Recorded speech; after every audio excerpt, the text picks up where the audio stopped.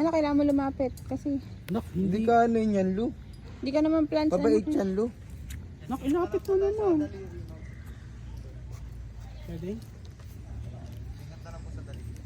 Sa daliri.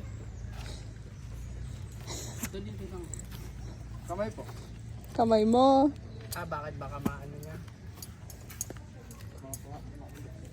Hirap na hirap yung turtle eh. Lapit mo, Lu. Yun na, tapos na, lumayo ka na.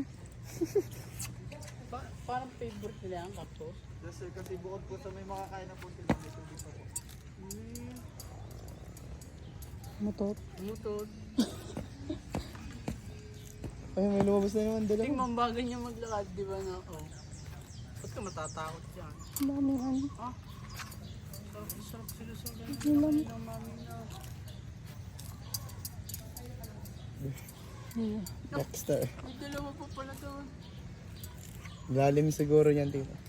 Pwede kaya silipin yan. Mapirasa po yung meron tayo dito. Hindi na. Malalim yan, no, kuya? Ay, hindi yan. Maluwag lang dyan sa loob. Alam mo. Ito ka nga bo. Para na. So, once po na sinabi natin tortoises mo, andan lang po sila. So, bawal po sila sa malalalim na tubig. Pero pwede naman po sila sa mga gantong kababaw. Ganyan lang. So, yung mga tortoise po kasi hindi po sila maalam maglangoy. Naku, baka nakagat ka lang ka. Ito, so may kinaka... Kasi yun na, pupunta na sa'yo. Ito. Para mga nang tongate. Ito. Pera mo kayo sa'yo. Ang lobot na talaga yung cellphone ko. 10%.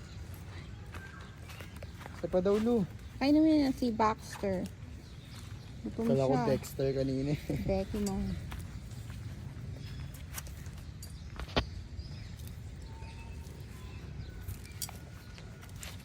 Binigay na lahat.